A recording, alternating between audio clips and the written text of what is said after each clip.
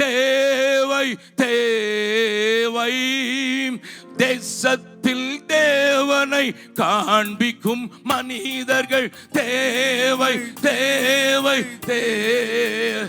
எல்லாரும் கரங்களை தட்டி பாடலாமா?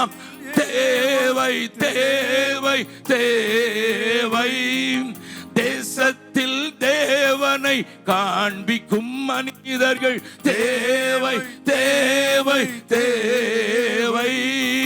உம்மோடு உறவாட உள்ளம் துடிக்குதையா,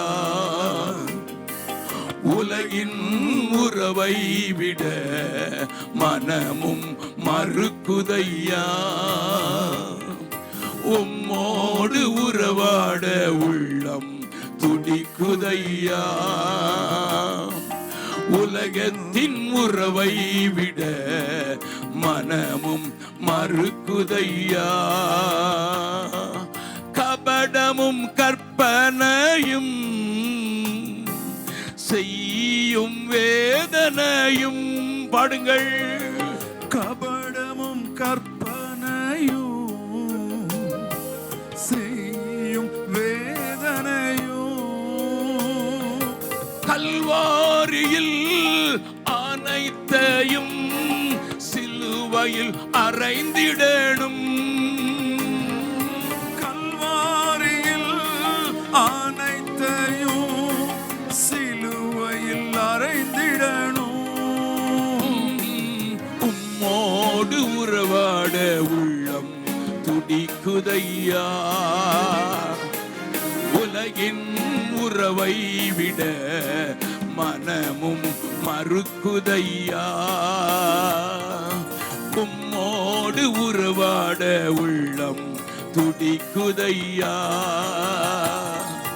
உலகின் உறவை விட மனமும் மறுக்குதையா. கடைசி கவியை பாடலாம். தேடிடும் உம் கண்கள் என் மேல் படுகிறதே, தேடிடும் உம் கண்கள்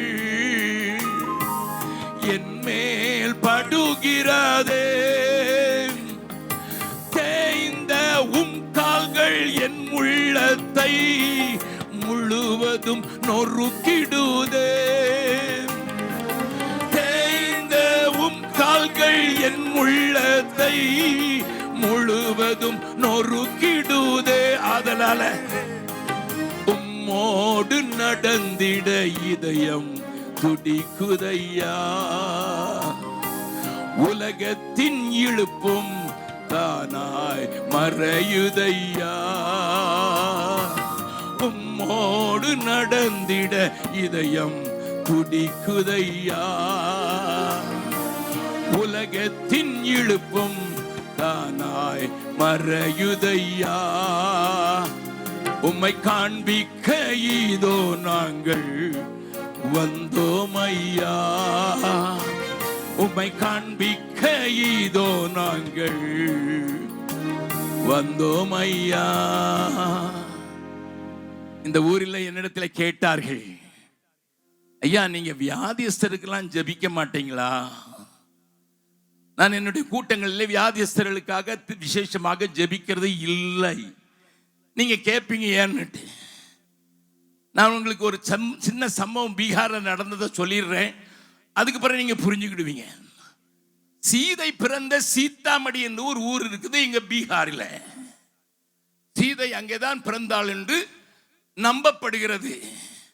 ஜனக மன்னன் நாட்டிலே பஞ்சம் உண்டான போது அவனே ஏரை பூட்டி அங்கே உழப்போனான். உழும் போது கணீர் என்று ஒரு சத்தம் கேட்டது. அதை தோண்டி பார்த்தால் அது ஒரு பாத்திரம். பாத்திரத்துக்குள்ளே சீதை பிராட்டி இருந்தாள் என்று அங்கே உள்ள ஜனங்கள் நம்புகிறார்கள். ஆகையினாலே அந்த மாவட்டத்திற்கு சீதாமணி என்று சொல்லி வைத்திருக்கிறார்கள். இது பீகாரிலே இருக்கிறது, வடபகுதியிலே. அந்த மாவட்டத்திலே முதல் தடவையாக 2000 ஆண்டுகளிலே முதல் தடவையாக கூட்டங்கள் நடத்துறதுக்கு நாங்கள் போயிருந்தோம். ஒரு ஹைஸ்கூல் மைதானத்தில் நாங்கள் நடத்துவதற்கு தள்ளப்பட்டோம். ஏனென்றால் எங்களுக்கு கொடுத்திருந்த எலக்ட்ரிசிட்டி மைதானத்தை வேறொரு அரசு அலுவலகத்திற்காக எங்களுக்கு வேண்டும் என்று சொல்லிவிட்டதினால இப்படி எல்லாவற்றையும் செய்திருந்தோம். ஆனால் நடத்த முடியாதபடி போய்விட்டது. ஆகையினாலே அங்கே இருக்கிற எம்எல்ஏ எங்களுக்கு உதவி செய்யும்படியாக ஒரு ஹைஸ்கூல் மைதானத்தில் நீங்கள் நடத்தி கொள்ளுங்கள் என்றால், காலையில் தான் அவர் சொன்னார். போலீசாரும் சரி என்றார்கள். ஆகையினாலே நாங்கள் ஒன்றும் பெரிய ஸ்டேஜ் எல்லாம் போட முடியவில்லை. உங்களுக்கு இருக்கிற வசதிகள் எங்களுக்கு பீகாரில் இல்லை என்கிற அப்படின்னால நான் பக்கத்து வீட்டில் எல்லாம் போய் அங்கே படுக்கையை அவர்கள் சவுக்கி என்று சொல்வார்கள், அதை 10 வாங்கி அதில் ஒரு கம்பளியை விரித்து அதில் தான் நாங்கள் கூட்டம் நடத்த ஆரம்பித்தோம். முதல் நாள் கூட்டம், அதுவரை கிறிஸ்துவின் நாமத்தையே கேட்டிராத மக்கள் 500 பேர் கூடிவிட்டார்கள். ஆண்டவர் முதல் நாளிலேயே அநேகரை சுகமாக்கினார். இப்பொழுது நடந்ததை சொல்கிறேன் கேளுங்கள். அதே தெருவில், அந்த ஹைஸ்கூல் மைதானம் இருந்த அதே தெருவில் அரசாங்க ஆஸ்பத்திரி ஒன்று இருந்தது. அங்கே ஒரு நர்ஸ் 17 வருஷமாக யானைக்கால் வியாதியினாலே அவள் பாதிக்கப்பட்டு நர்ஸா இருந்ததினால பல மருந்துகளை சாப்பிட்டும் குணமாகாமல் பெரிய காலை தூக்கி தூக்கி நடக்க முடியாமல் அந்த ஆஸ்பத்திரியில வேலை செய்தாள். யாரோ அவளிடத்தில் போய் சொன்னார்கள். என்ன சொன்னார்கள்? ஐயா அம்மா, இங்க இயேசு கிறிஸ்துவினுடைய சீஷர்கள் வந்திருக்கிறாங்க. ஒருவேளை அங்க நேற்று தினத்தில் நிறைய பேருக்கு சுகம் கிடைச்சது, ஒருவேளை உனக்கும் சுகம் கிடைக்கும் போ என்று சொன்னார்கள். அவளுக்கு ஒரு டியூட்டி நேரம் 7 மணிக்கு அவள் அந்த டாக்டரிடத்தில் போய் ஒன்று கேட்டாள். ஐயா, அரை மணி நேரம் அவகாசம் கொடுங்கள், நான் போய்விட்டு அந்த கூட்டத்தில் பார்த்து ஜெபித்து விட்டு வந்து விடுகிறேன் என்று அரை மணி நேரம் பெர்மிஷன் வாங்கிவிட்டு நாங்கள் கூட்டத்தை நடத்தி இருக்கும்போது 2வது நாள் 1500 பேர் வந்து விட்டார்கள். அங்கே இருந்து நான் தான் பாடலை நடத்தி கொண்டிருக்கிறேன், ஜனங்களை பாட உற்சாகப்படுத்தி கொண்டிருக்கிறேன். அந்த பாடலை பாட்டுறதுக்கு அங்கே ஜனங்களும் கூடி, ஒருத்தரும் கிறிஸ்தவர்கள் அல்ல, ஆனால் 1500 பேர் என்னோடு கூட சேர்ந்து பாட முயற்சிக்கிறார்கள். வட பீகாரில் பாட்டுனா எல்லாருக்கும் பைத்தியம். ஆகையினாலே நான் சொல்லிக் கொடுக்க பாடுகிறார்கள். அந்த நேரத்தில் இந்த மகள் அந்த கேட்டை தாண்டி உள்ள கால் வச்சதோ இல்லையோ, அவ கால் மேல ஒரு எலக்ட்ரிசிட்டி பாஞ்ச மாதிரி இருந்தது. கால் சரியா போச்சுது. இன்னைக்கு அந்த சகோதரி நீங்க பார்க்க முடியும். அவளுக்கு ஒண்ணும் விளங்கல. சேலையை தூக்கிட்டு காலப்பாரு என்று எங்க வாலண்டியர்ஸ் சொன்னா, அவங்க சொன்னாங்க பிசாசுக்கு தான் கால் இருக்கு, அவங்களுக்கு கால் இருக்குதுன்னு சொல்றான். குதின்னு குதிக்கிறா, எனக்கு கால் நல்லா ஆயிடுச்சுன்னுட்டு வீட்டுக்கு ஓடோடி சென்று தன்னுடைய புருஷனை அழைத்து கொண்டு வருகிறாள். சாட்சி வேண்டும் அல்லவா? மேடைக்கு ஓடி வந்தாள். கூட்டத்தின் முடிவிலே அவள் என்னை பார்த்தனால், இயேசு ஜெயிக்கிறார். ஏன்னா நீங்க என்னைய தொடல. அந்த தேவ பிரசன்னம் இந்த மைதானம் முழுவதும் இருந்ததுனால நான் உள்ள கால் வச்ச உடனே என் கால் சரியா போச்சு. நம்புறவங்க மாத்திரம் இது நடக்க முடியும் என்று வேதம் காட்டி கொடுக்கிற நபரை மாத்திரம் வலது கரத்தை உயர்த்தி அல்லேலூயா என்று சொல்லலாமா? Yes sir. ஆண்டவர் ஊழியம் செய்த நாட்களிலே வல்லமை விளங்கிற்று என்று வேதத்தில் லூக்கா என்கிற டாக்டர் எழுதி வைத்திருக்கிறார். அவர் இருந்த இடத்துல. ஆகையினாலே நம்முடைய கூட்டங்களிலே தேவன் உலாவி வருவார் என்கிற நம்பிக்கை உண்டு. நீங்கள் துதித்திருக்கிறீர்கள், அவருடைய வசனம் உயர்த்தப்பட்டிருக்கிறது, அவர் உயிரோடு இருக்கிறார் என்று சொல்லிக் கொண்டிருக்கிறோம். ஆகையினால இந்த அற்பமான மனிதன், உங்களை போல பாடுகள் உள்ள மனிதன், நான் நேற்றைய தினத்தில் சொன்னேனே, என் மனைவி படுத்த படுக்கையா இருக்கிறா. அவளுக்கும் 80 வயசு, எனக்கும் 80 வயசு. படுத்த படுக்கையா இருக்கிறா. எல்லாம் செய்ய முடியும். 2.5 வருஷம் படுத்த படுக்கையா இருக்கிறா. அவளுக்கு ஒரு பெட் சோறும் வரல, உற்சாகமா இருக்கிறா. ஒரு நாள் நான் கஷ்டப்படுறேன்னு சொன்னதில்லை. பல இடங்களிலே ஓடி ஓடி ஊழியம் செய்தவள். அதை பற்றி நான் கவலைப்படல. அந்த மாதிரி வீட்டில் மனைவியை படுக்க வச்சுட்டு இங்க வந்து நான் உங்க மத்தியில கத்தி கொண்டிருக்கிறேன்டா, அதுவும் இந்த பலத்தோட கத்தி கொண்டிருக்கிறேன்னா இந்த கிருபை எவ்வளவு பெரியது. ஹல்லேலூயா. அது உனக்கும் கிடைக்கும், உங்களுக்கும் கிடைக்கும். தேவன் அதை வாய்க்க பண்ணுவார் என்று விசுவாசிக்கிறேன். உங்களை ஒப்பு கொடுத்தவர்களாக இந்த கூட்டங்களில் இருந்து கலந்து செல்லுங்கள். வேத வசனத்துக்கு நேராக நம்முடைய கவனத்தை திருப்பலாம். ஒரு நிமிடம் கண்களை மூடி ஆண்டவரை நோக்கி பார்க்கலாமா? இயேசுவே உம்மை காணாமல் கண்கள் உறங்காது, உந்தன் பேரை சொல்லாமல் உள்ளம் உறங்காது. கடலில் சென்று சேராமல் நதியும் அடங்காது. இறைவா உம்மை சேராமல் இமைகள் உறங்காது. மேய்ப்பன் நீரும் இல்லாமல் மேன்மை வாராது. மேய்ப்பன் நீரும் இல்லாமல் மேன்மை வாராது. இயேசு கிறிஸ்துவின் மூலம் ஜெபம் கேளும் நல்ல பிதாவே, ஆமென். கடந்த 2 நாட்களாக கிறிஸ்தவத்தின் ஆணிவேர் என்று சொல்லுகிற இயேசு மரித்தோரிலிருந்து உயிர் தெழுந்தார் என்கிற காரியத்தை நான் பேசி வருகிறேன். நன்றாய் கவனியுங்கள். இயேசு உயிரோடு இருக்கிறார் என்கிற செய்திதான் உங்களையும் என்னையும் இன்றைக்கு பாவ வாழ்க்கையிலிருந்து விலக்கி வைக்கும் என்பதை முதல் நாளிலேயே காண்பித்தேன். அதுதான் கொண்டாடப்பட வேண்டும் என்று சொல்லி அதை குறித்த விளக்கங்களை முதல் நாளிலும் 2ஆம் நாளிலும் நான் பேசினேன். இவைகளை எங்களுடைய gems media TV, gems TV என்று நீங்கள் பார்த்தீர்கள் என்றால் யூடியூபில் இன்னும் 1 வாரம் கழித்து அது உங்களுக்கு கிடைக்கும். இந்த விகே கூட்டங்களை நாங்கள் 1 வாரம் கழித்து அதில் யூடியூபில் போடும்போது நீங்கள் பார்த்து மகிழலாம், தொடர்ச்சியாக ஞாபகப்படுத்திக் கொள்ளலாம். நன்றாக கவனியுங்கள். உயிர்த்தெழுதலை குறித்த பழைய ஏற்பாட்டோடு பரிசுத்தவான்கள் என்ன காரியத்தோடு வாழ்ந்தார்கள் என்பதையும் தானியேலையும் யோசேப்பையும் ஏனோக்கையும் குறித்த காரியங்களை நேற்றைய தினத்தில் நான் உங்களுக்கு விளக்கி, புதிய ஏற்பாட்டில் இருக்கிற நமக்கு இருக்கிற நம்பிக்கை அவர்களுக்கு இல்லை என்றாலும் கூட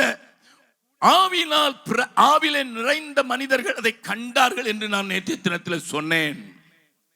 இன்றைக்கு காலையில் கூட மேல சிவந்திபுரம் சிஎஸ்ஐ சபையில நான் பேசும்போது அதை ஒட்டின சில காரியங்களை பேசினேன். ஆனால் அதை காட்டில் மேலாக இந்த கடைசி நாளிலே ஆண்டவருடைய உயிர்த்தெழுதலை குறித்து இன்னமும் கொஞ்சம் ஆழமாக பேச விரும்புகிறேன். நீங்கள் எல்லாரும் அறிந்திருக்கிறபடி யோவான் 11வது அதிகாரத்திலே ஆண்டவர் லாசருவை, மரித்து போன லாசருவை 4 நாட்கள் கழித்து நாறிப்போன அவளுடைய சகோதரியே சொல்கிறாள், நாருமே, கல்லறையை திறந்தாலே நாருமே என்று சொன்னவளுக்கு உன் சகோதரன் உயிரோடு இருப்பான், உயிரோடு எழுந்திருப்பான் என்று இயேசு சொன்னபோது அவள் சொன்ன வசனத்தை பார்க்கலாம். யோவான் எழுதின சுவிசேஷம் 11வது அதிகாரம், யோவான் எழுதின சுவிசேஷம் 11வது அதிகாரத்தில் இயேசுவுக்கும் மரியாளுக்கும் நடக்கிற அந்த ஒரு உரையாடலை ஆண்டவர் டாக்டர் லூக்கா மூலம் நமக்கு எழுதி வைத்திருக்கிறார். யோவான் எழுதின சுவிசேஷம் 11வது அதிகாரத்தில் எல்லா வசனங்களையும் வாசிக்க போகவில்லை, ஆனால் குறிப்பான சில வசனங்களை நாம் காண்பித்து கொடுக்க விரும்புகிறேன். ஆண்டவர் உங்களோடு கூட பேசுவாராக. 24வது 25வது வசனத்தை வாசிக்கலாம். அதற்கு மார்த்தாள் உயிர்த்தெழுதல் நடக்கும் கடைசி நாளிலே, உயிர்த்தெழுதல் நடக்கும் கடைசி நாளிலே அவனும் உயிர்த்தெழுந்திருப்பான், என் தம்பி உயிர்த்தெழுந்திருப்பான் என்று அறிந்திருக்கிறேன் என்றால். நன்றாய் கவனியுங்கள்.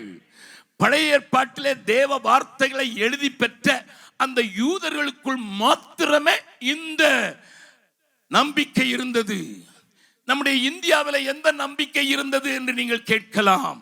இயேசு கிறிஸ்து வருவதற்கு முன்னதாக, இயேசுவுக்கு முன் 400 ஆண்டுகளுக்கு முன்னதாக நான் வாழ்கிற பீகாரிலே வாழ்ந்த புத்தன் ஆண்டவர் என்றோ தேவன் என்றோ மரணத்தை குறித்த ஒரு காரியத்தை அறியாதவனாகத்தான் வாழ்ந்தார் என்று நான் தைரியமாக சொல்லுவேன். சரித்திரம் அறிந்தவர்களின் காதுகளை குறித்து காதுகளை கூர்மையாக்கி என்னை கேளுங்கள். அவன் ஒரு இளவரசனாக இருந்தான். அவனுடைய பெயர் சித்தார்த்தன். அவனுக்கு திருமணமான அழகான ஒரு மனைவி இருந்தாள், ஒரு மகன் இருந்தான். அவனுக்கு துக்கத்தையோ கஷ்டத்தையோ பார்ப்பதற்கு அவனுடைய தாய் தகப்பன் அனுமதி தரவே இல்லை. ஆனால் ஒரு நாளிலே அவன் தன்னுடைய உப்பரிகையில் இருந்து, அரண்மனையின் உப்பரிகையில் இருந்து தெருவை பார்த்து கொண்டிருக்கிறான். தன்னுடைய நாட்டு மக்களுடைய நடவடிக்கைகளை கொஞ்சம் கவனிக்கிறான். அரண்மைக்கு வெளியே தோட்டம் உண்டு, தோட்டத்தையும் தாண்டி பார்க்கிறான். அப்பொழுது மரித்து போன ஒருவனை 4 பேர் தூக்கி கொண்டு போகிறதையும் பின்னால் ஒரு சின்ன கூட்டம் அழுது கொண்டு போகிறதையும் அவன் பார்க்கிறான். சேவகர்களை கூப்பிட்டு கேட்கிறான், ஐயா இது என்ன என்று கேட்கிறான். அவர்கள் சொல்லுகிறார்கள், இந்த மன்னன் மரித்து போய்விட்டான். அப்பொழுது மரணம் என்றால் என்ன? அதுவரைக்கு இளவரசனாகிய அந்த சித்தார்த்தனுக்கு மரணத்தை குறித்து ஒரு அறிவும் இல்லை. Please understand. அப்பொழுது அவனோடு கூட சேர்ந்தவர்கள் மந்திரிமார் அவனுக்கு மரணத்தை குறித்து விளக்குகிறார்கள். உலகத்தில் வந்த எந்த மனுஷன் இப்படித்தான் சாவா, அவனை தூக்கி கொண்டு போய் நாங்க எரிச்சிருவோம். இதுதான் அந்த நாட்களின் நடைமுறை. இவனுக்கு தூக்கம் பிடிக்கவில்லை.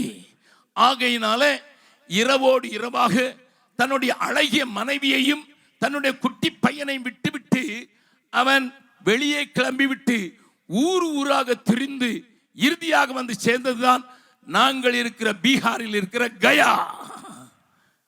நல்லா கவனிங்க, கயாவை ஒட்டித்தான் புத்த கயா என்கிற ஒரு இடம் இருக்கிறது.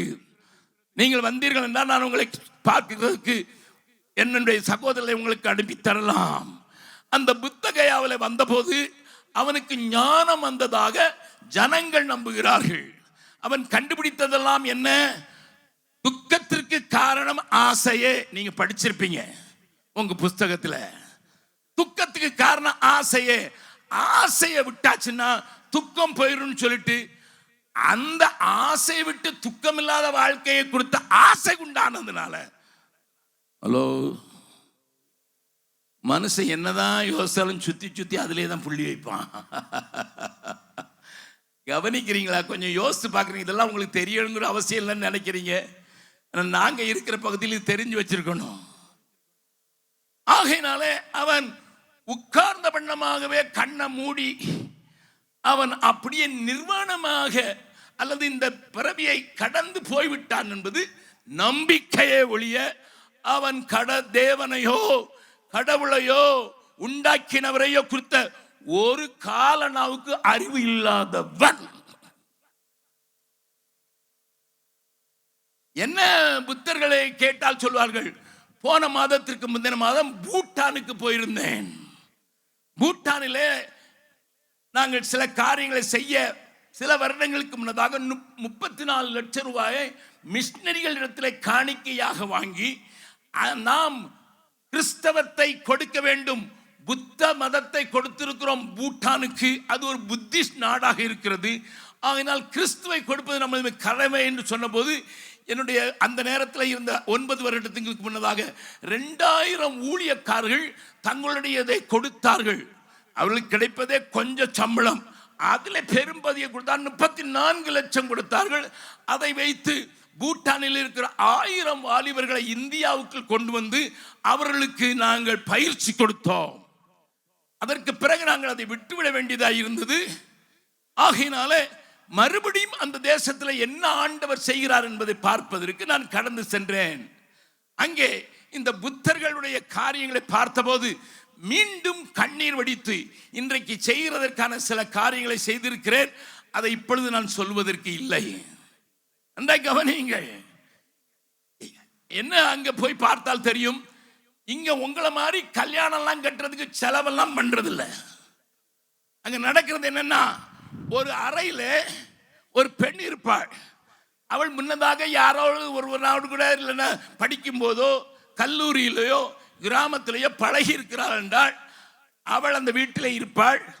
வலது பக்கத்தில் இருக்கிற ஒரு ஜன்னலை திறந்து வைப்பாள். யாரோ ஒருவன் அதுல இருந்து உள்ளே வந்து விடுவான். அவளுக்கு பிடிச்சிருந்ததுன்னா வைத்துக் கொள்வாள். கணவன் மனைவி ஆகிவிட்டார்கள், கல்யாணம் ஆகிவிட்டது. இல்லைன்னா உதச்சி வெளியே தள்ளிடுவான். ஈஸியா இருக்குல்ல? பல லட்சம் செலவழிச்சு கல்யாணம் முடிச்சு ஊரையே கூட்டு சோறு போட்டு அதுக்கு பிறகு மாப்பிள்ளை வீடு மறு வீடு அந்த வீடு இந்த வீடெல்லாம் போறது காட்டிலும் இது நல்லா இருக்குது இல்ல? ஹலோ ஹலோ, அவங்க இடத்துல நான் கேட்டேன், அந்த வாலிபர் இடத்துல கேட்டேன், எப்பா ரொம்ப நல்லா இருக்குதப்பா, உங்க ஊர்ல மாதிரி டம்மு டம்முன்னு பெரிய தாளம்லாம் அடிச்சுட்டு போக மாட்டீங்களா? ஒன்றும் கிடையாது எங்களுக்கு. நேபாளத்தில் போனா ஒரு விதமான மக்கள் இருக்கிறார்கள். அவங்க எப்படி வச்சிருக்காங்கன்னா திருமணத்தை எப்படி வச்சிருக்காங்க அதெல்லாம் தெரிஞ்சிருக்கணும் உங்களுக்கு. ஒரு பொண்ணை பிடிச்சதுன்னா கூட்டிட்டு காட்டுக்குள்ள ஓடிடணும். 3 நாள் முடிஞ்சு அவளோட இருந்துட்டு வந்து 3 பாட்டில் சாராயம் வாங்கி மாமனார் கொடுத்தா கல்யாணம் முடிஞ்சது. ஹலோ, எல்லாருக்கும் நேபாளத்தில் போய் பொண்ணு எடுக்கலான்னு ஆசையா இருக்குதா? இல்லைன்னா நேபாளத்தில் போய் மாப்பிள்ளையா உட்காரலான்னு ஆசையா இருக்குதா? இப்படி எனக்கு தெரியாது. பூட்டானுக்கு அதற்கு காரணம் என்ன என்று கேட்டால், ஆசையே துக்கத்துக்கு காரணம். ஆடம்பரமா நீ வாழ்ந்தா அது சரியில்லை என்று புத்த மதம் அவர்களுக்கு போதித்ததினால வந்த simplicity. I don't accept Buddhism, but I accept their simplicity. நம்ம தான் கல்யாணம்னா அப்படியே அப்பா பக்கத்தில் உங்க கையை பிடிச்சு கேளுங்க, எத்தனை லட்சம் செலவழிச்சிங்க உங்க கல்யாணத்துக்கு இல்லை உங்க பிள்ளை கல்யாணத்துக்கு?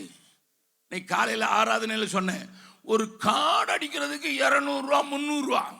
ஏன்னா அப்பதான் என் அந்தஸ்து தெரியும். அட்டே அப்பா, உன் மாப்பிள்ளை வந்து போட்டு மிதிப்பான்னு அப்ப தெரியும் அந்தஸ்து. கார்டு அடிக்கிறதுக்கு 200 ரூபா 300 ரூபா எதுக்குமா? என் 3 பிள்ளைங்களுக்கு ஒரே மேடையில் கல்யாணம் வச்சேன், நான் கார்டு அடிக்கலையா? ஆனால் 5000 பேர் வந்துட்டாங்க. ஹலோ ஹலோ, என் கூட ஒர்க் பண்றவங்க எல்லாம் இந்த இருக்கிறாங்க, கேட்டு பாருங்க. 3 பிள்ளைங்களுக்கு ஒரே நேரம் கல்யாணம்.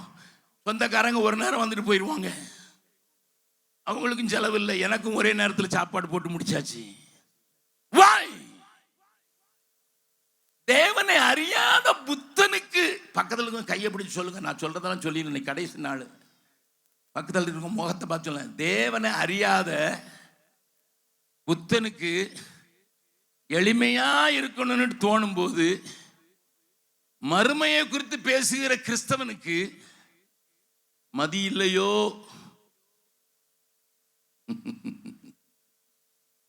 லிசன், 400 வருஷம் இயேசு கிறிஸ்து பண்ணாலும் 400 வருஷம் அவனுக்கு நம்பிக்கை இல்லை. அவனுடைய படத்தை பார்த்தீங்கன்னா எலும்பு கூடா இருப்பான், அவன் போயிட்டான்னு சொல்லி நம்புறாங்க. இலங்கைக்கு போனீங்கன்னா அவன் பல்லு ஒண்ணு கிடைச்சுதான், அதை வச்சு கண்டியில கோயில் கட்டி இருக்கான் பல்லு.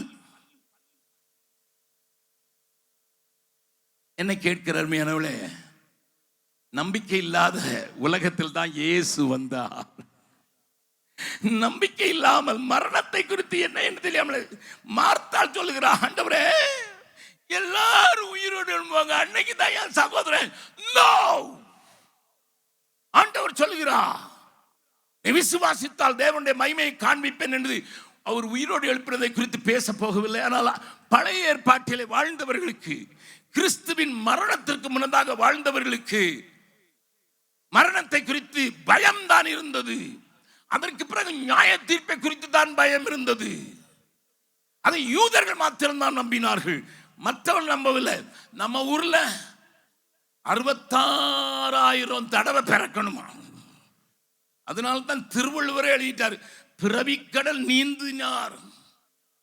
பிறவிங்கிறது கடல், நீஞ்சல் போட்டுட்டே போய் அந்த பக்கம் சேருவான்னு சொல்லி திருவள்ளுவரே எழுதினார். ஆனால் என் இயேசு உன்னை மரண வாசிக்கலாம். எபிரேயருக்கு எழுதின நிருபம் எபிரேயர்களது நிருபத்தில் தேவன் என்ன அழகாக சொல்லி இருக்கிறார் என்பதை கொஞ்சம் கவனிக்கும்படியாய் கேட்கிறேன். 2வது அதிகாரம் 14, 15 வசனங்களை வாசிக்கலாம். ஆதலால் பிள்ளைகள் மாம்சத்தையும் இரத்தத்தையும் உடையவர்களாய் இருக்க அவரும் அவர்களைப் போல மாம்சத்தையும் இரத்தத்தையும் உடையவனாரான். ஏனையா? மரணத்துக்கு அதிகாரியாகிய பிசாசானவனை தமது மரணத்தினாலே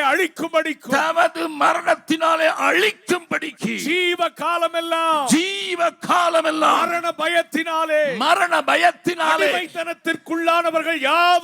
அடிமைத்தனத்திற்குள்ளான யாவரையும் விடுதலை பண்ணும்படிக்கும் அப்படியானா. விசுவாசிக்கிற ஒரு பெரிய அல்லேலூயா சொல்லலாமா? ஜீவ காலமெல்லாம் மரண பயம். எனக்கு எங்க அப்பாவை பெத்த பாட்டி, நான் சின்னவனா இருக்கும்போது எங்க வீட்டுல 3வது தங்கச்சி தான், அவங்களுக்கு எல்லா சேவையும் செய்யணும்னா 93, என் மாமியாரும் 93, ஆமா எங்க மாமனார் 94, எல்லாம் 90 தாண்டவங்க. எங்க பாட்டி சின்ன வயசா இருக்கும்போது, வாலிப வயசா இருக்கும்போது பின்னால ஓடினாங்களாம். ஒரு சர்வ சட்டியில போய் விழுந்துட்டாங்களாம். அதனால கூன் விழுந்திருந்தாங்க.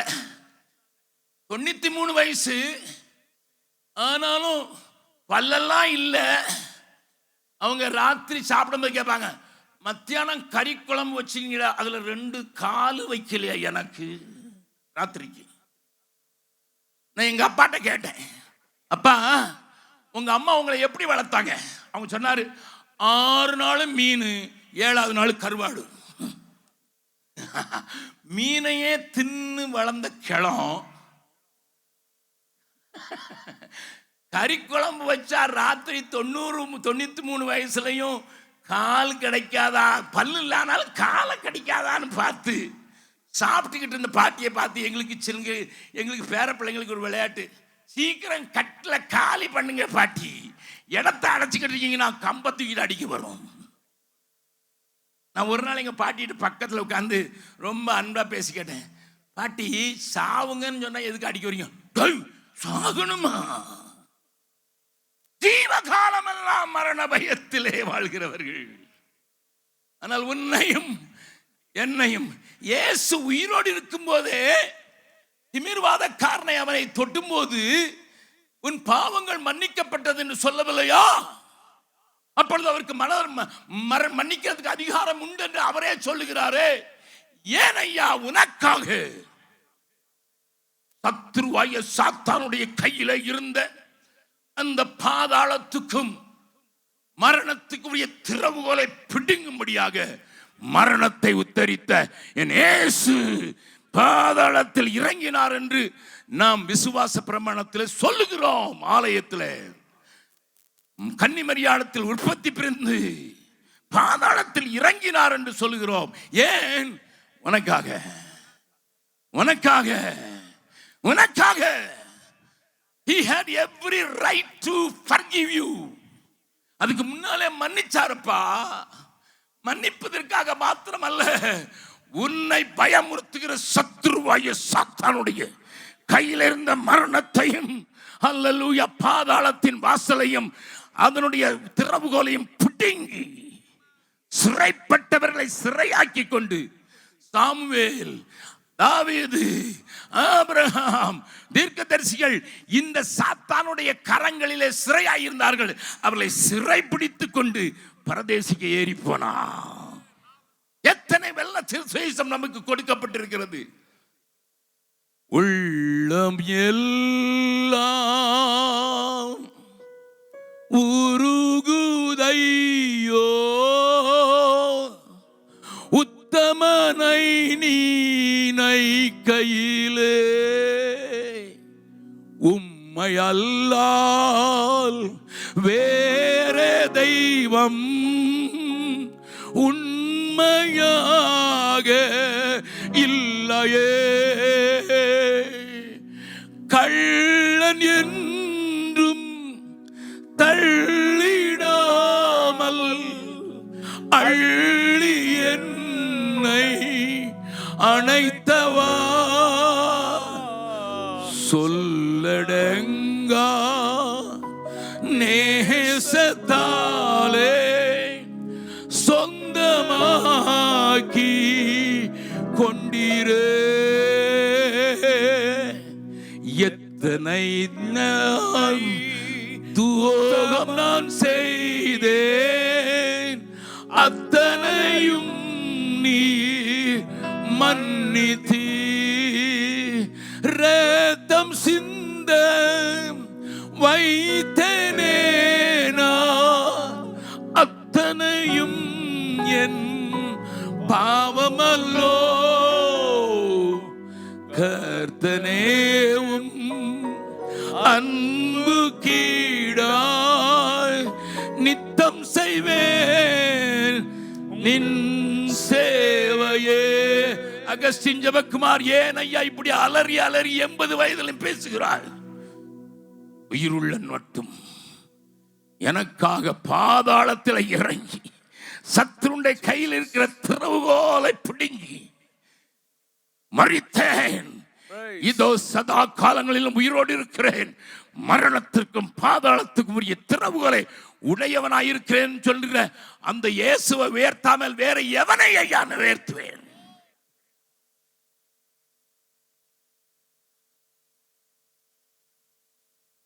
கவனிங்க, நீங்கள் ஆராதிக்கிற தேவன் சாதாரணமானவர் அல்ல. சுத்தியில இருக்கிறவங்களெல்லாம் பார்த்து பயந்து பயந்து நீ வாழ்ந்தது போதும். There's only one God who took victory over death. யாராவது வந்து சொல்லட்டும் பார்க்கலாம். இந்த தேசத்துல 330 கோடின்னு சொல்றாங்களே, யாராவது சொல்லட்டும் மரித்தேன் ஆனாலும் உயிரோடு இருக்கிறேன். இயேசுவை தவிர யாருக்கும் தில் இல்லையா? தில் இல்லை. கரங்களை நன்றாக உயர தட்டி ஆண்டவரே, இருதயத்திலிருந்து 2வது கவியை பாடுங்களா? எத்தன் என்னை உத்தமனாக்க, என்னோடு சேர்ந்து பாடுங்கள். சத்தம் செய்த என் இயேசுயா, எத்தனையோ நான் துரோகம் தான் செய்தேன், அத்தனையும் நீர் மன்னித்தீர். ரத்தம் சிந்த வைத்தேனே நான், அத்தனையும் என் பாவமல்லோ.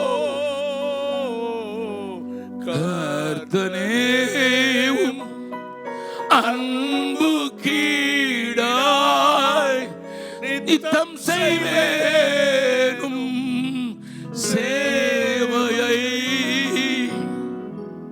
நாகர்கோயில் பட்டணத்தில், நாகர்கோயில் கன்னியாகுமரி மாவட்டத்தில் திருவனந்தபுரத்துக்கு போகிற வழியில மார்த்தாண்டம் என்கிற ஊர் இருக்கிறது, உங்களுக்கு தெரியும். மார்த்தாண்டத்தில் அங்கே இருக்கிற கல்லூரி மைதானத்தில் நான் பேசும்படியாக நான் போயிருக்கும் போது 3வது நாள் கூட்டம். என்னை பார்ப்பதற்கு அந்த பகுதியை சேர்ந்த பிரின்ஸ் என்று சொல்லப்படுகிற ஒரு எம்எல்ஏ நான் கூட்டத்துக்கு புறப்பட்டு வெளியே வருகிற நேரத்தில் வந்து விட்டார். சொன்னார், அண்ணன் மன்னித்துக் கொள்ளுங்கள், என்னை சந்திக்க எப்பொழுதும் ஆட்கள் வந்து விடுகிறார்கள், ஓடி ஓடி வந்தாலும் உங்களை தடுத்து விடுகிறேன். நான் சொன்னேன், அங்கே நான் பக்கத்தில் பார்சனேஜில் தங்கியிருக்கிறேன், பாஸ்டர் வீட்டுக்கு பக்கத்தில் ஒரு கெஸ்ட் ஹவுஸ், அதில் தங்கியிருக்கிறேன். கிரவுண்டில் பாட்டு பாடுறது எனக்கு கேட்குது, பாட்டை நீட்டுறாங்க, நான் வரலன்னு சொல்லி அவர்கிட்ட சொன்னேன், ஐயா பாட்டு நீண்டிக்கிட்டே போகுது, எனக்காக காத்திருக்காங்க, அண்ணன் ஒரு 10 நிமிஷம் உங்கள்கிட்ட பேசிட்டு ஜோம் பண்ணிட்டு போகிறேன்னதுனால அந்த 10 நிமிஷம் அவரோடு செல்வி ஜோம் பண்ணிட்டு அவசரமாக நான் வெளியே வரும்போது ஒரு பாட்டியமாக நிற்கிது. ஐயா தோத்திரம் ஐயா, என்னை கூட்டத்துக்கு கூட்டி கொண்டு வர ஆயத்தப்பட்ட சகோதரன் கனகராஜ் அவர் பேர். அண்ணே வாங்க வாங்க, பாட்டியெல்லாம் பறவை பார்த்துக்கலாம். அந்த பாட்டியை மறிச்சிட்டு என் கையில் ஒரு பொட்டலத்தை கொடுத்துட்டு என் தலையில் கை வச்சிருங்கய்யா போதுன்னு சொல்லிச்சு. நான் பொட்டலத்தை வாங்கி அந்த சகோதரன்ட்ட கொடுத்துட்டு நான் மேடைக்கு போயிட்டேன்.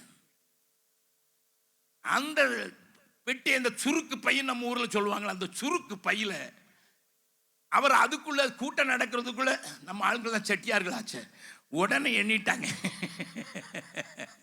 அது சில்லறையா தான் இருந்தது, 372 ரூபா.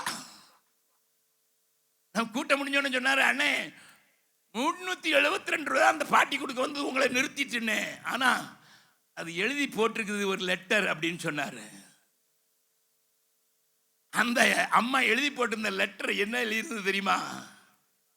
ஐயா அகஸ்டின் ஜெபக்குமார், நாங்க 2 சகோதரிகள், 2 பேருக்கும் புருஷனும் இல்லை. என் அக்காளுக்கு 2 கண்ணும் தெரியாது, எனக்கும் வயசாகி போச்சு, அவளுக்கு வலிப்பு வேற வரும், அதனால விட்டுட்டு நான் போக முடியாது. நாங்க குடிசையில தான் வாழ்ந்து கொண்டு இருக்கிறோம். ஆனா பக்கத்து வீட்டுல டிவி வைப்பாங்க, உங்க செய்தியா வரும். நான் பக்கத்து வீட்டு டிவியில தான் உங்க செய்தியை கேட்பேன். அது என்ன தட்டி எழுப்பி விடுயா, உங்க செய்தி எனக்கு என்னை அசைத்து விடும். என் அக்காவுக்கு 2 கண்ணும் போச்சு. நாங்க 2 பேரும் ஒரு வீட்டில் இருக்கோம், குடும்பத்தார் ஆதரவு இல்லை, அரசாங்கம் கொடுக்கிற 200 ரூபாய் எனக்கு கிடைக்குது, அதுல தான் எப்படியோ காலத்தை தள்ளிக்கிட்டு இருக்கோம். அதனால என் அக்கா உறங்கும் போது நான் அந்த ரோடு, நாங்கள் எங்க ஒரு முக்குக்குள்ள இருக்கிறோம், ஒரு சந்துக்குள்ள இருக்கிறோம், வெளியே வந்து அந்த மெயின் ரோடு, சின்ன ரோடு, 12 அடி நிலத்துல உண்டாகி இருக்கிற அந்த ரோட்ல உட்கார்ந்து பிச்சை எடுப்பேன். அதைத்தான் சேர்த்து வச்சிருந்தையா. நீங்க வந்த உடனே எனக்குள்ள உள்ள ஒன்று தோணுச்சு, எனக்காக ஜீவன் கொடுத்து என்னை மரண பயத்திலிருந்து ரட்சித்து என் கஷ்ட நிலைமையில என்னோடு கூட இருந்து என்னை தேற்றுகிறேன் ஆண்டவருக்கு நான் சேர்த்து வச்சு அவ்வளவையும் தர்றேன்னு சொன்னிருந்தாங்க. சகோதரா சகோதரியே, இப்படிப்பட்ட ஏழைகளின் சின்ன காசுதாயா 53 வருஷமாக பீகாரிலே ஊழியத்தை செய்வதை எங்களை அசைத்து வருகிறது. My dear people of God, உனக்காக மரணத்தை உத்தரித்தவரும் மரணத்தை ருசி பார்த்தவருமாகிய என் ஆண்டவர் உயிரோடு இருக்கிறத இந்த உலகம் முழுவதும் சொல்வதற்கு தான் உனக்கு வாழ்க்கையை தந்திருக்கிறார் அல்லவா. நீ உனக்காக வாழ்ந்தது எத்தனை நாள்? My dear young man, my dear young girl, எந்த நேரம் ஒன்னையே நினைச்சு உன் முன்னேற்றத்தை நினைச்சு படிச்சா கூட அதை வச்சு சம்பாதிக்கிறது எப்படிதான் பார்க்கிற? ஆண்டவருக்காக செய்தது என்ன? Think about it.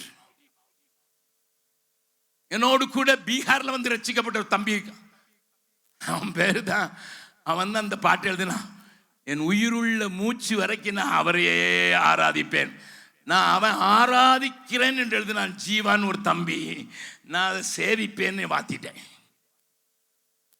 அதை மட்டும் கொஞ்சம் சேவிப்பேன்னு பாடலாமா? சகோதரன் வெஸ்லி உங்களுக்கு உதவி செய்வார். என் நாட்கள் முடியும் வரை சொல்லுங்கள், என் வலது கையை வைத்து சொல்லும் வரை,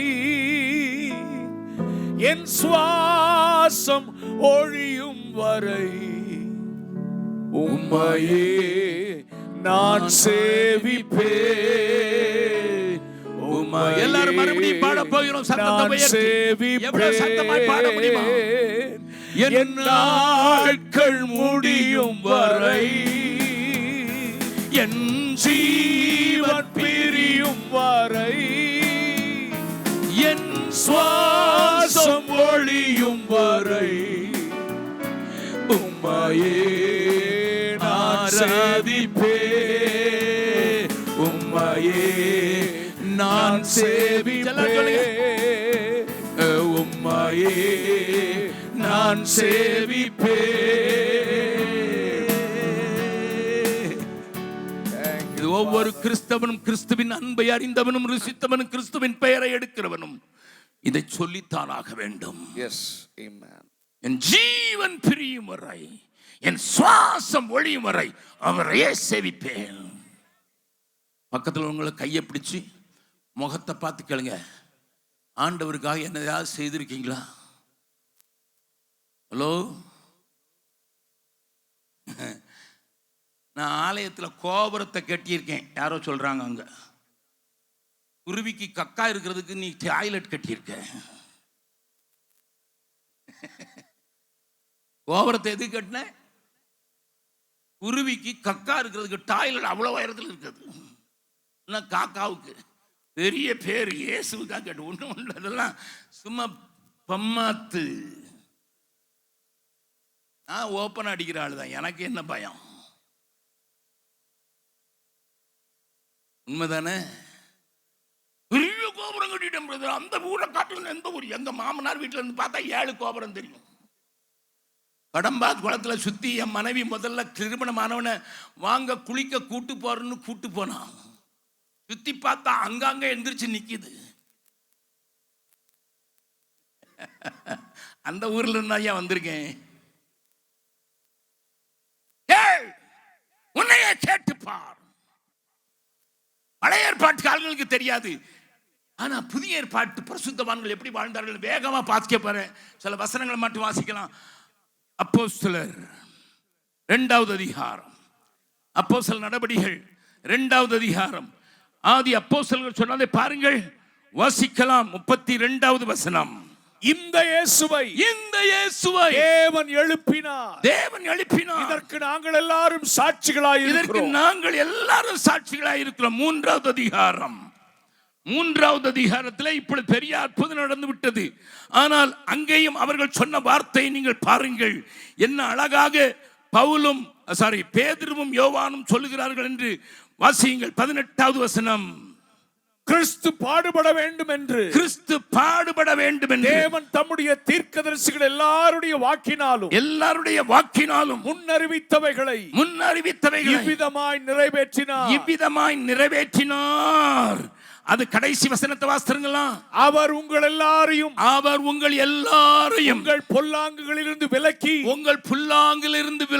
உங்களை ஆசீர்வதிக்கும்படி தேவன் தம்முடைய பிள்ளையாகிய இயேசுவை எழுப்பி முதலாவது உங்களிடத்திற்கு அவரை அனுப்பினார் என்றார். நல்லா கவனிங்க. 2வது அதிகாரத்தில் உயிர்த்தெழுதல் சமாச்சாரம், 3வது அதிகாரத்தில் 4வது அதிகாரத்தில் பாருங்க, பார்க்கலாம், வாசிக்கலாம். அங்கேயும் அவர்கள் அதையே தான் சொல்லுகிறார்கள். வாசிக்கலாம்.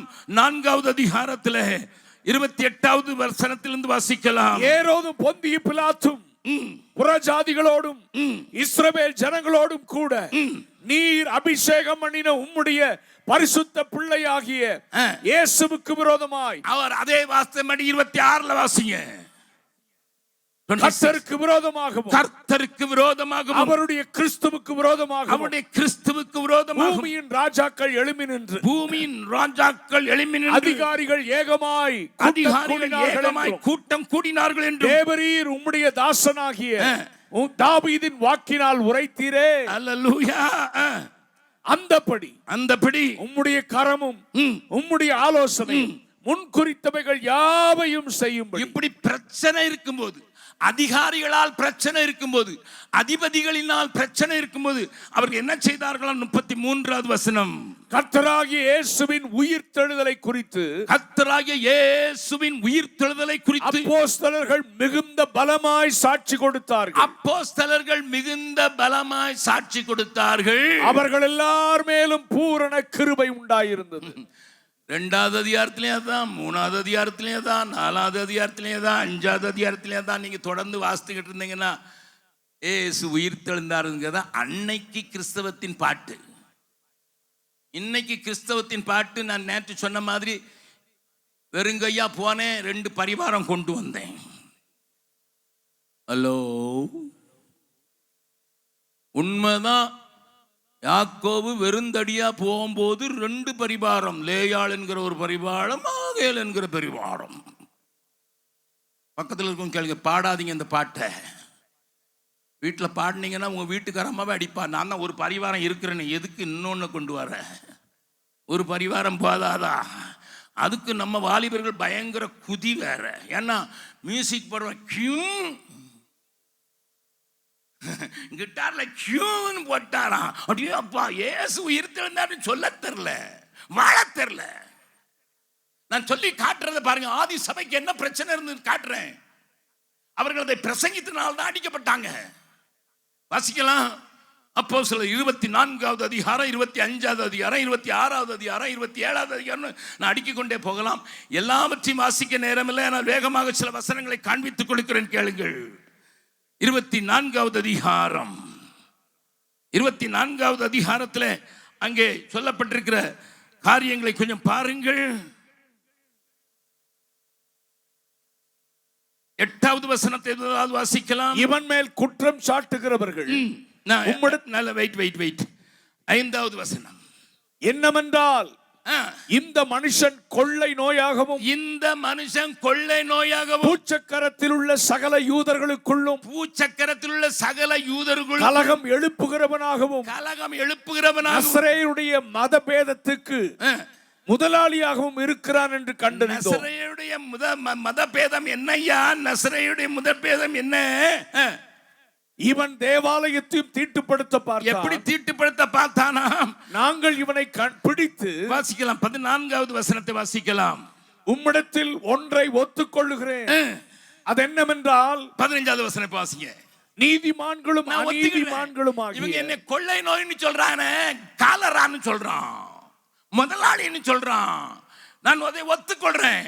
எப்படி நான் கால்ராவா மாறணும் தெரியுமா? நீதிமான்களும் நீதிமான்களும் ஆகிய மரித்தோர் உயிர் தெழுந்திருப்பது உண்டென்று இவர்கள் தேவனிடத்தில் நம்பிக்கை கொண்டிருக்கிறது போல நானும் நம்பிக்கை கொண்டிருக்கிறேன். என் நம்பிக்கை எல்லாம் உயிர் தெழுதல் மேலதான். அதனால தான் பிடிக்கும், அதனால தான் அடிக்கும். நீங்கள் அதை தொடர்ந்து வாசிங்களா. 25வது அதிகாரத்தில் அங்கே பேலிக்ஸ் முன்னதாக, பெஸ்துக்கு முன்னாலாக, அகிரிப்பா ராஜாவுக்கு முன்னால் நிற்கும் போதும் கூட இதே வார்த்தை தான். எதுக்கு தெரியுமா எனக்கு நியாயம் தீர்க்கிறாங்க? எதுக்கு தெரியுமா? கிறிஸ்து என்கிற ஒருவர் உயிரோடு எழுந்து விட்டார் என்று சொல்றான். வாசிக்கலாம். 19வது வசனம். தங்களுடைய மார்க்கத்தை குறித்தும் மரித்து போன இயேசு என்னும் ஒருவன் உயிரோடு இருக்கிறார் என்றும் பவுல் சாதித்ததை குறித்தும் சில தர்க்க விஷயங்களை அவன் பேரில் விரோதமாய் சொன்னார்கள். நல்ல கவனிங்க. அவங்களுக்கு பிரச்சனை என்ன தெரியுமா? பவுல் ஒரு பொண்ணை கூட்டிட்டு போனான்னு இல்ல. எஸ். பிரதான ஆசாரியனுடைய மனைவியை ஆட்ட போட்டான் என்று அல்ல. Hello hello. எஸ். பிரதான ஆசாரியத்துல பவுலை கூட்டி கொண்டு வந்து இழுத்து அடிக்கிறானுங்க முன்னாலேயே. எதுக்குப்பா அடிக்கிறீங்க? ஏன்டா அடிக்கிறீங்க? அவனே சொல்றான், இவனை வாயில அடிங்கன்னு சொல்றான். பிரதான ஆசாரியன் சொல்றான், வெள்ளை அடிக்கப்பட்ட கல்லறையை. உடனே அவன் சொல்றான், பிரதான ஆசாரியர் வயிறாயா, எதுக்குப்பா வாயில அடிக்க சொல்ற? பவுல் அடிக்கப்பட்டதற்கு காரணம், மரித்த இயேசு உயிரோடு இருக்கிறோம். பக்கத்தில் உங்க கையை பிடிச்சு சொல்லுங்க, யார்ட்டாவது அடி வாங்கியிருக்கீங்களா? யாரோ சொல்றாங்க, டாஸ்மார்க் போடுற போடு. எங்க வீட்டுக்காரர் வந்து துப்புன்னு போடுறாரு. இயேசு உயிரோடு இருக்கிறான்னு சொன்னதுனாலயா? இல்ல.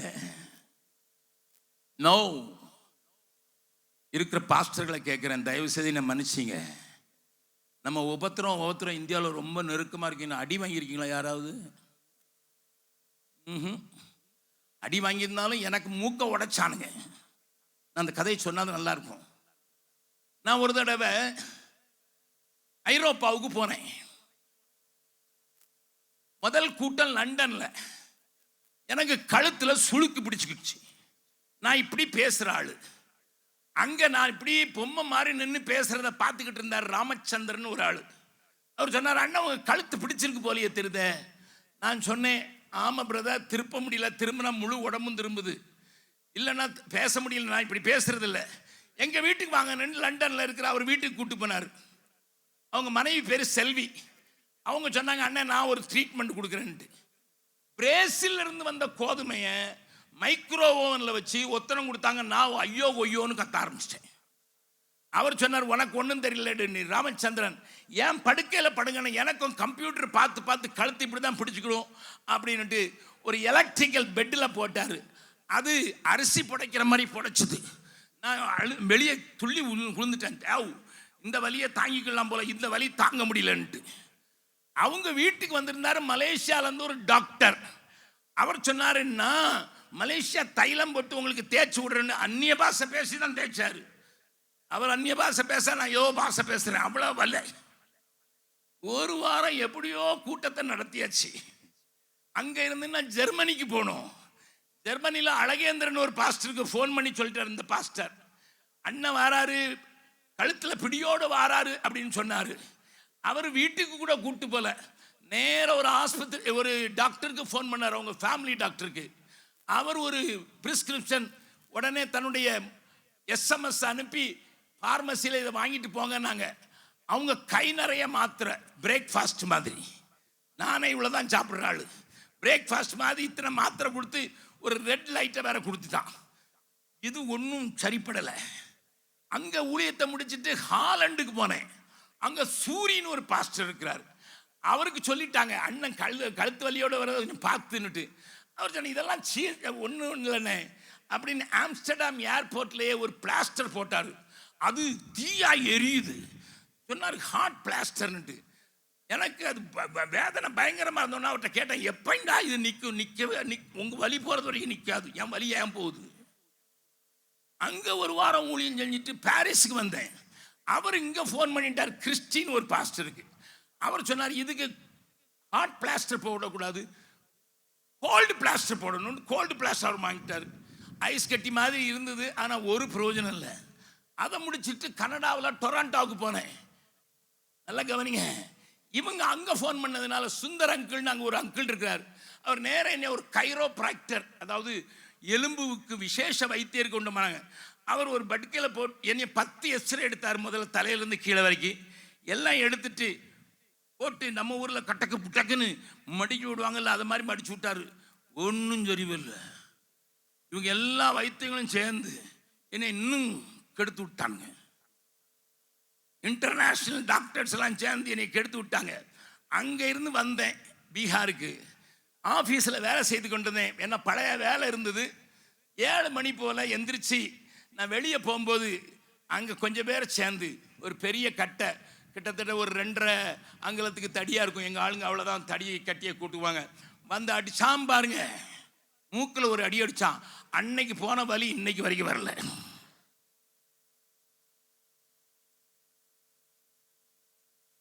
ஃப்ரீ ட்ரீட்மெண்ட் இருந்ததுயா. அடி வாங்கினேன், அது உண்மைதான். ஆனால் ஆண்டவருக்காக வாங்கல, என் ஆரோக்கியத்துக்காக வாங்கினேன். ஆனாலும் காசு வாங்காமல் அடித்து சரியாக்கிட்டியடா. அடி விழுந்தது, முதுகில் விழுந்தது, இங்கே விழுந்தது, மொபைல்லாம் உடஞ்சி சுக்குநூறாயிடுச்சு. அதெல்லாம் 2வது கதை. அதனால் அந்த நாளில் கிறிஸ்மஸ் வந்ததுனால 99 பேருக்கு காஷ்மீர் சால் வாங்கி வீட்டில் போய் அவனுக்கு போத்த போனேன். அவன் சொன்னான், எதுக்குன்னா, நீ காசு வாங்கல, நான் காசு கொடுக்குறேன்ப்பா. தீமையான அனைத்தையும் நன்மையாக மாற்றுபவர், தீமையான அனைத்தையும் நன்மையாக மாற்றுபவர், நன்றி நன்றி நன்றி என்று துதிக்கிறேன். நல்லவரே உம் நன்மைகளை நினைக்கிறேன், நன்றி நன்றி நன்றி என்று துதிக்கிறேன். நல்லவரே உம் நன்மைகளை நினைக்கிறேன். நன்றி ஐயா, நன்றி ஐயா, ஏசையா, நன்றி ஐயா, நன்றி ஐயா, ஏசையா.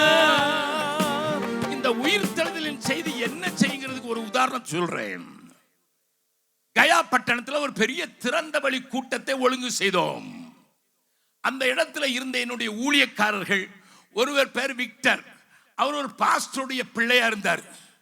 அவருடைய கதையை கேட்டீங்கன்னா நீங்களும் நடுங்குறீங்க, ராத்திரி தூங்க மாட்டீங்க. பாஸ்டர் பிள்ளை அவர் இருந்தாரு. பாலேஸ்வர்னு சொல்லி பஜரங் தல்ல லீடரா இருந்த ஒரு ஆள் இருந்தாரு. பேரை சொல்லியே தான் சொல்றேன். லட்சுமன் சொல்லி நக்சலைட் கூட்டத்தை சேர்ந்த ஒரு மனுஷன் இருந்தார். 3 பேரும். இவங்க போலீஸ் ஸ்டேஷன்ல போய் அங்க போலீஸ் ஒரே கலாட்டா, பேப்பர்லாம் போட்டுட்டு கிறிஸ்தவ மதம் மாத்துறாங்க, அவன் இப்படின்னு என்னெல்லாம் எழுதிட்டான். அதனால இவங்க பெர்மிஷன் நல்லா இருக்கணும்னு டிஎஸ்பி ஆஸ்பீஸ் போனாங்க. டிஎஸ்பியோட 3 இன்ஸ்பெக்டர் 2 சப் இன்ஸ்பெக்டர் நிற்கிறாங்க ஒரு கூட்டத்தில்.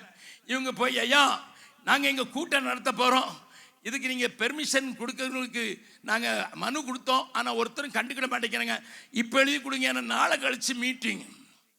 நல்லா கவனிங்க, நடந்ததை சொல்றேன். இந்த உயிர்த்தெழுதலை நீங்கள் அறிந்திருக்கிறீர்கள் என்றால், இந்த சத்திய வேதம் அந்த செய்தியை கூறி அறிவிக்கிறதை நீனும் அறிவிக்க வேண்டும் என்றால் இது நடக்க வேண்டும். டிஎஸ்பி 3 பேரையும் உட்கார சொன்னாரு. உட்காருங்க. உன் பேர் என்ன? பாலேஸ்வர். என்னடா பாலேஸ்வர்னு சொல்ற, நீ கிறிஸ்தவ மீட்டிங் நடத்த போறியா? அவன் சொன்னா, நான் பஜரங் தள்ல இருந்தையா, எங்க ஊருக்கு வந்தவங்களெல்லாம் அடிச்சேன் கிறிஸ்தவ சொன்னங்களே, ஆனா ஒரு நாள் இயேசு எனக்கு முன்னதாக தோன்றி உயிரோடு இருக்கிற என்னை நீ அடிக்கிறாயா என்று கேட்டார். எனக்கு கண்ணில் என்ன அறியாமல தண்ணி வந்து முரடனா இருந்த என்ன இயேசு தொட்டார். அது கேட்டாரு. உடனே என்ன செஞ்ச? இந்த பைபிள் படிச்சேன், இந்த மாத்திட்டு. லட்சுமணன், நீ என்ன செஞ்ச? நான் துப்பாக்கியை தூக்கிட்டு காட்டுக்குள்ள இருந்தையா, என் கையில பைபிளை கொடுத்தாங்க, பைபிளை படிச்ச மாத்திட்டையா. விக்டர், உன் பேரு தமிழ்நாட்டு பேரா இருக்கு? ஆமா, தமிழ்நாட்டில் பாஸ்டருக்கு பிள்ளை, ஆனா ரயில்வேல கொள்ளக்காரன். 65 கிலோமீட்டர் ஸ்பீட்ல கூட இறங்கி ஓடிடுவையா. நான் 10 தடவை தமிழ்நாட்டில் சிறைச்சாலைக்கு போனேன், பாஸ்டர் பிள்ளை. நல்லா கவனிங்க ஐயா. பொம்மை இருக்கிறார் எங்களோட, வந்து நீங்க பார்க்கலாம், வரலாம். அவர் கதையை சொன்னீங்கன்னா நீங்க அழுதுருவீங்க. அவரும் சொன்னாரு, 3 தடவை தொங்குறதுக்கு கயிறு போட்டுட்டேன், ஒரு தடவை 10 பாட்டில் பக்டோனை எடுத்து குடிச்சேன், அது எனக்கு டானிக் மாதிரி இருந்துச்சு. எங்க அம்மா அப்பந்தான் சொன்னாங்க, எங்க சித்தப்பாவும் சொன்னாரு, இதை படிடான்னு. மாஸ்டர் பிள்ளையா இருந்தாலும் கிளப்ல கிட்டார் அடிச்சுக்கிட்டு இருந்தேன். ஒரு நாள் இதை படித்தேன், இந்த சத்திய வேதம் என்னை தலைகளை மாட்டின தமிழ்நாட்டை விட்டு தமிழ். அந்த டிஎஸ்பி என்ன சொன்னா தெரியுமா? இன்ஸ்பெக்டர், எவனாவது வேற எந்த புஸ்தகமா படிச்சு மாறினு சொல்லியிருக்கானா நம்ம ஆளு? அதை படித்தேன், இதை படித்தேங்கிறான். இதை படித்து மாறினா இவங்களுக்கு பாதுகாப்பு கொடுக்குறான். எங்களுக்கு 200 போலீஸோடு நாங்கள் கூட்டம் நடத்துகிறோம். எங்கிட்ட வீடியோ உண்டு, நீங்கள் பார்க்கலாம். பக்கத்தில் சொல்லுங்க. என் மீட்பருயிரோ இருக்கையிலே எனக்கென்ன குறை உண்டு நீ சொல் மனமே, இவனுக்கென்ன குறை உண்டு நீ சொல் மனமே. நேற்று பாடணும் இல்லையா? பக்கத்தில் சொல்லுங்க, எல்லாரும் அல்லது கையை வச்சு சொல்லுங்க. என் மீட்பர் உயிரோடு இருக்கிறா, எனக்கு என்ன குறை உண்டு மனமே சொல். அங்க லெட்டர் போடுறேன், இங்க லெட்டர் போட்டேன், அந்த வீட்டு ஊழியக்காரருக்கு நம்பரை திருக்கிறேன். நிறுத்து. உன் மீட்பு உன் கூட இருக்கிறாரான்னு பாரு. ஆண்டவரோடு நான் இருக்கிறதுக்கு ஏதாவது தடையா இருக்குன்னா தூக்கி தெரியா போடு. உன் காதலா இருக்கலாம், உன்னுடைய காசா இருக்கலாம், உன்னுடைய கர்வமா இருக்கலாம். கவனி, உன்னுடைய காதல் ஆண்டவருக்கும் உனக்கும் தடை உண்டாக்கி விடலாம். உன்னுடைய காசு ஆண்டவருக்கு உனக்கும் தடை உண்டாக்கி விடலாம். உன்னுடைய கர்வம் ஆண்டவருக்கும் உன்னை உண்டாக்கினவருக்கும் உனக்கும் இடையில தடை உண்டாக்கி விடலாம். அது தட்டி விடு, சேர்ந்து வா, மாற்றுவா. அதனாலதான் நாங்க பாடுறோம். தம்பி வெஸ்லி அழகான ஒரு பாடலை பாடுவார், உங்களுக்கு தெரிஞ்சதுன்னா என்னோடு கூட சேர்ந்து படையலாம். பாவியான என்னையும் உம் பிள்ளையாய் மாற்றி நீ சொல்லலாமா? பாவியான என்னையும் உம் பிள்ளையாய் மாற்றி நீ நல்லவர் சர்வ வல்லவர், உம்மை போல் வேறு தேவன் இல்லை. நீ நல்லவர் சர்வ வல்லவர், உம்மை போல் வேறு தேவன் இல்லை. எல்லாரும் கரங்களை ஹல்லேலூயா, எல்லாரும் ஹல்லேலூயா, உங்கள் சத்தம் கேட்கட்டும். ஹல்லேலூயா, ஹல்லேலூயா, ஹல்லேலூயா, ஹல்லேலூயா. மறுரூபம் ஆக்கிடும் உந்தன் மகிமையில் சேர்த்திடும், என்னை மறுரூபமாக்கிடும். மகிமையில் சேர்த்திடும். நீ நல்லவர், சர்வ வல்லவர், உம்மை போல் வேறு தேவன் இல்லை. நீ நல்லவர், சர்வ வல்லவர், உம்மை போல் வேறு தேவன் இல்லை. எல்லாரும் கரங்களை உயர்த்தி ஹalleluya, ஹalleluya, ஹalleluya, ஹalleluya, ஹalleluya, ஹalleluya, ஹalleluya, ஹalleluya. மரித்தோரிலிருந்து அவர் எழுந்தார் என்று விசுவாசிக்கிற விசுவாசத்தை நீங்களும் நானும் அறிக்கை செய்ததினால் தான் நான் ரட்சிக்கப்பட்டோம் என்று ரோமர் 10வது அதிகாரத்தின் 9வது 10வது வசனம் சொல்கிறதை வாசிப்பதற்கு நேரமில்லை. அந்த விசுவாசத்தை உடைய சிலர் தங்கள் வாழ்க்கையில இப்படி வாழ்ந்தார்கள். அதை காண்பித்துக் கொடுக்கிறேன். எபிரேயர் 11வது அதிகாரம் 33வது 34வது 35வது வசனத்தின் பாதியை வாசிக்க போகிறோம். விசுவாசத்தினாலே அவர்கள் ராஜ்யங்களை ஜெயித்தார்கள். அவர்கள் ராஜ்யங்களை ஜெயித்தார்கள். நீதியை நடப்பித்தார்கள். வாக்குத்தத்தங்களை பெற்றார்கள். சிங்கங்களின் வாய்களை அடைத்தார்கள்.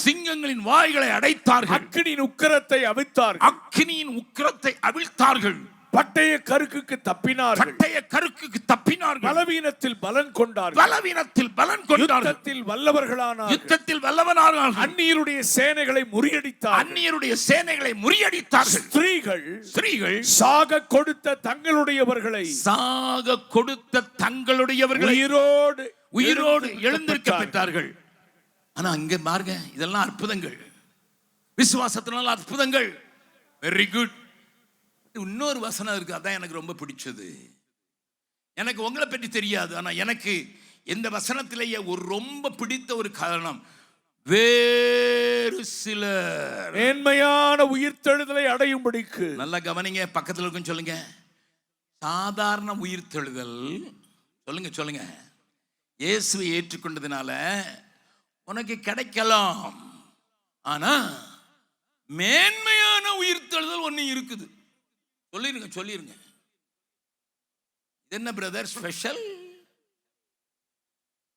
மரித்தவர்கள் எல்லாரும் எழுந்திருப்பார்கள் என்பது உண்மைதான், ஆனால் வேறு சிலர் மாத்திரம் இந்த சாயங்கால கூட்டத்தில், ராத்திரி கூட்டத்திலே அந்த சிலரை தேடித்தான் தேவன் வந்திருக்கிறார். உயிரோடு எழுந்தவரை நீங்கள் கொண்டாடினீர்கள், நல்லது. பாவத்தை மன்னிக்கிறவரை நீங்கள் கொண்டாடினீர்கள், நல்லது. பிள்ளையாக்கப்பட்டதை நினைத்து துதித்தீர்கள், கரங்களை உயர்த்தி, நல்லது. But I advocate here a truth you can cling on. நீ பற்றிக்கொள்ளக்கூடிய ஒரு காரியத்தை ஒரு சிலருக்காக தேவன் கொள்கிறார். வேறு சிலர், வாசிக்கலாம் இப்போ. வேறு சிலர் மேன்மையான உயிர்த்தெழுதலை அடையும்படிக்கு விடுதலை பெற சம்மதியாமல் வாதிக்கப்பட்டார்கள். வேறு சிலர் நிந்தைகளையும் அடிகளையும் கட்டுக்களையும் காவலையும் அனுபவித்தார்கள். கல்லறி உண்டார்கள். வாளால் அறுப்புண்டார்கள். பரீட்சை பார்க்கப்பட்டார்கள். பட்டயத்தினாலே வெட்டப்பட்டு மரித்தார்கள். செம்மறியாட்டு தோள்களையும் வெள்ளாட்டு தோள்களையும் போர்த்துக் கொண்டு திரிந்து குறைவையும் உபத்திரவத்தையும் அனுபவித்தார்கள். உலகம் அவர்களுக்கு பாத்திரமாய் இருக்கவில்லை. அவர்கள் வனாந்தரங்களிலேயும் மலைகளிலேயும் பூமியின் வெடிப்புகளிலேயும் சிதறுண்டு அலைந்தார்கள். இவர்கள் எல்லாரும் விசுவாசத்தினாலே நற்சாட்சி பெற்று. நல்ல கவனிங்க, வீட்டில் போய் இதை படித்துக் கொள்ளுங்கள். மேன்மையான உறுத்தல் வேணும். விசுவாசம் மலைகளை பெயர்க்கும், உண்மைதான். விசுவாசம் மரித்தோரை உயிரோடு எழுப்ப வைக்கும். தம்பி வெஸ்லி நேற்று சொன்னார், பீகார்ல வந்து பாருங்க, எங்க குட்டி பிள்ளைங்க செத்து போனவங்களை எழுப்பியிருக்காங்க. நான் உங்களுக்கு முன்னால கொண்டு வந்து நிறுத்த முடியும். Yes, your faith can overcome the world. உங்கள் விசுவாசம் உலகத்தை ஜெயிக்கும். ஆனா வேறு சிலர், இந்த கூட்டங்களின் நோக்கமே இதுதான், வேறு சிலர் மேன்மையான உயிர்த்தெழுதல். என்னையா மேன்மையான உயிர்த்தெழுதல்? வேதம் எதை ஐயா மேன்மையான உயிர்த்தெழுதல் என்று சொல்கிறது? நேரம் இல்லாததினால் அதிகமாக விளக்க முடியவில்லை, ஆனால் சில வசனங்களை காண்பித்துக் கொடுக்கிறேன். வெளிப்படுத்தின விசேஷம் 20வது அதிகாரம், வெளிப்படுத்தின விசேஷத்தில் 20வது அதிகாரம். அங்கே ஆண்டவர் அவரோடு கூட ஆளுகை செய்கிறவர்களை குறித்து பேசுகிறார். கடைசி நாட்களில் நடக்கிற காரியத்தை ஆண்டவர் சொல்லுகிறார். 4வது வசனத்தில் இருந்து வாசிக்க போகிறோம் 6வது வசனம் வரை. அன்றியும் நான் சிங்காசனங்களை கண்டேன். நான் சிங்காசனத்தை அல்ல, சிங்காசனங்களை கண்டேன். அவைகளின் மேல் உட்கார்ந்தார்கள். நியாய தீர்ப்பு கொடுக்கும்படி அவர்களுக்கு அதிகாரம் அளிக்கப்பட்டது. நன்றாய் கவனிங்கள். There is a bunch of people. அந்த சிங்காசனங்களிலே நியாய தீர்ப்பு கொடுப்பதற்கு அதிகாரம் பெற்ற ஒரு கூட்டம். வாசிக்கலாம். இயேசுவை பற்றிய சாட்சி நிமித்தம், தேவனுடைய வசனத்தின் நிமித்தமும் சிரச்சேதம் பண்ணப்பட்டவருடைய ஆத்துமாக்களையும் மிருகத்தையாவது அதன் சொரூபத்தையாவது வணங்காமல் தங்கள் நெற்றியிலும் தங்கள் கையிலும் அதன் முத்திரையை தரித்துக் கொள்ளாமலும் இருந்தவர்களையும் கண்டேன். தரித்துக் கொள்ளாமல், நீங்க வெளிப்படுத்தல உங்களுக்கு தெரியும், அந்த முத்திரையை தரிச்சாதான் விற்கவோ வாங்கவோ முடியும். முத்திரையை தரிக்க மாட்டோம். சோத்துக்கானா கூட உனக்கு வணக்கம் செய்ய மாட்டோம். ஆமென், ஆமென். என் உயிரை இழந்து விடுவேன் சாப்பிடாமல் இருந்தால். அது வாங்க வேண்டும் என்றால் உன்னுடைய முத்திரையை தரிக்க வேண்டும். மாட்டேன்டா. ஆமென். வைராக்கியம் உள்ள ஒரு கூட்டம். அவர்கள் உயிர்த்து கிறிஸ்துவுடனே கூட 1000 வருஷம் அரசாண்டார்கள். மேன்மையான உயிர்த்தெழுதல் அவர்களுக்கு மாத்திரமே. ஆமென். They are going to rule along with Jesus Christ. இதைத்தான் பவுல் கொரிந்தியருக்கு சொல்லும்போது சொல்லுகிறார். அதையும் வாசித்து விடலாம். ஏன்னா சபையுள்ள இன்னைக்கு இந்த வெளிச்சம் இல்லாதனால ஒரே சண்டை கூப்பாடு. 1 கொரிந்தியர் 6வது அதிகாரம், 1 கொரிந்தியர் 6வது அதிகாரம் 2வது 3வது வசனத்தை வாசிக்கலாம். பரிசுத்தவான்கள் உலகத்தை நியாயம் தீர்ப்பார்கள் என்று அறியீர்களா? பரிசுத்தவான்கள் உலகத்தை நியாயம் தீர்ப்பார்கள் என்று அறியீர்களா? உலகம் உங்களால் நியாயம் தீர்க்கப்படுவதாய் இருக்க அற்ப வழக்குகளை தீர்க்க நீங்கள் அபாத்திரரா? தேவ தூதர்களையும் நியாயம் தீர்ப்போம் என்று அறியீர்களா? அப்படி இருக்க இந்த ஜீவனுக்கு ஏற்றவைகளை தீர்த்துக் கொள்ள கூடாது இருக்கிறது எப்படி? இதுல ஜீவனுக்கு ஏற்றவைகளை, சர்ச்சுக்கு ஏற்றவைகளை அப்படி வாசிங்க. அப்படி இருக்க இந்த சபைக்கு ஏற்றவைகளை நீங்கள் தீர்த்துக் கொள்ள கூடாது இருக்கிறது எப்படி? இந்த சபைக்கேற்ற வழக்குகள் உங்களுக்கு இருந்தால் தீர்ப்பு செய்கிறதற்கு சபையில் அற்பமா எண்ணப்பட்டவர்களை நியமித்து மாங்காய் மடையன்னு யார நினைக்கணும், அவங்கள ஜட்ஜா வச்சுட்டு கோங்கையா. நீங்க எல்லாம் பைபிள் படிப்பீங்களா? இல்ல தங்கவட்ட அட்டை கேலண்டர் இல்ல வாக்குத்தத்த கேலண்டர் படிச்சு இன்றைக்கு கண்ணீர் விடாதிருப்பாயாக, துக்க நாட்கள் முடிஞ்சு போகும், தீங்கை காணாதிருப்பாய், இதையே படிச்சு அதிலே நிக்கிறீங்களா? இல்லைன்னா இதெல்லாம் வாசிக்கிறீங்களா? Listen. Amen. என் ஜனமே, அவர் உனக்கு எழுதி கொடுத்ததை நீ அந்நிய காரியமாய் நினைக்கிறாயோ? சபையில் அற்பமாய் எண்ணப்பட்டவர்களை நியமித்துக் கொள்ளுங்கள். அடுத்த வசனத்தை வாசித்துருங்க. உங்களுக்கு வெட்கம் உண்டாகும்படி இதை சொல்லுகிறேன். சகோதரனுக்கும் உண்டான வழக்கை தீர்க்கத்தக்க விவேகி ஒருவனாகிலும் உங்களுக்குள் இல்லையா? போதும். இதை நான் ஃபேரா ஃபேஸ் பண்ணேன்னா இங்க கொத்து பேர் இருக்க மாட்டீங்க. என்ன சண்டை சபைக்குள்ளேயும் குடும்பத்திலேயும். நான் அதனால்தான் அந்த பாடல்ல, நான் சொல்லிக் கொடுத்த பாடல்ல இப்படி எழுதினேன். நாட்டிலும் சபையிலும் நடக்கும் அசிங்கம் எல்லாம் நாட்டிலும் சபையிலும் நடக்கும் அசிங்கம் எல்லாம் கல்மனம் உடைக்கும் கல்வாரியால் அழிந்து தொலைந்திடுமே. கல்மனம் உடைக்கும் கல்வாரியால் அழிந்து தொலைந்திடுமே. உம்மோடு உறவாட உள்ளம் துடிக்குதையா, உலகத்தின் உறவை விட மனமும் மறுக்குதையா. என்னை கேட்கிற ஐயா, அம்மா, என் வயதையும் தாண்டின 80 தாண்டினவர்களும் இருப்பீர்கள்.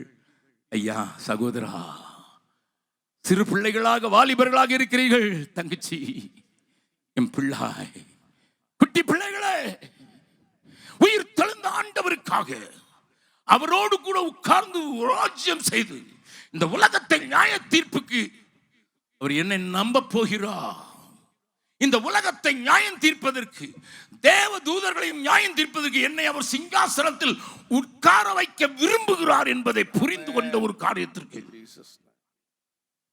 உலகத்தை பாத்திரமாக எண்ணாமல், குறைவுகளை எண்ணாமல், வெள்ளாட்டு தோலை உடித்த நேரிட்டாலும் சத்துருடைய கண்களுக்கு நான் தப்ப விடாதபடி வாளால் அறுக்கப்பட்டாலும், சகோதரா, ஆண்டவருக்கு சேனையாக எழும்ப போகிறேன்.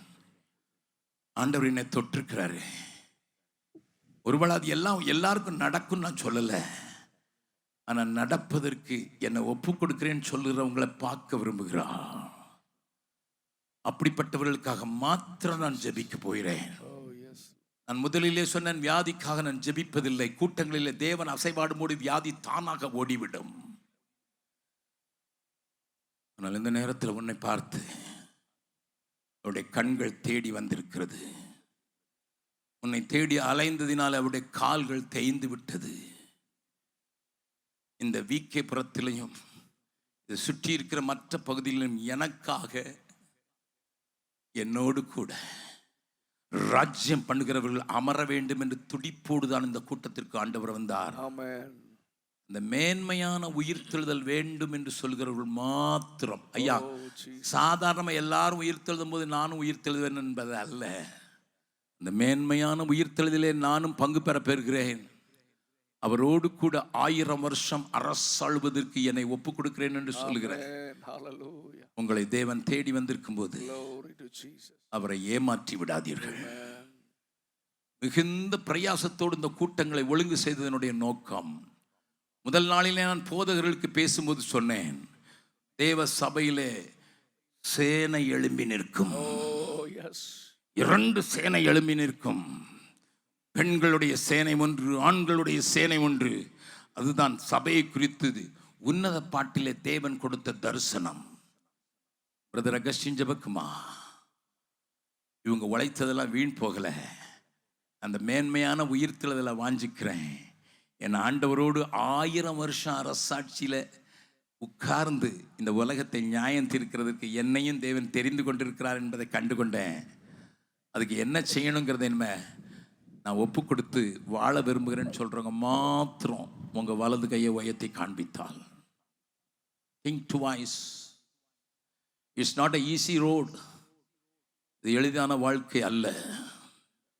குறைவையும் உபத்திரவத்தையும் அனுபவிக்க நேரிட்டாலும் அந்த 2 சகோதரிகள், ஒருத்திக்கு கண்ணு தெரியாது, பிச்சை எடுத்து வாழ வேணும்னாலும் என் பொக்கிஷம் ஆண்டவருக்கு செல்ல வேண்டும் என்று சொல்லுகிற அதை போல குறைவையும் உபத்திரவத்தையும் அனுபவித்தாலும் என் ஆண்டவருக்காய் கலையில் ஊத்தின மட்டும் யாரும் கண்ண மூட வேண்டாம். இதுக்கு என்னத்துக்கு கை மூடணும்?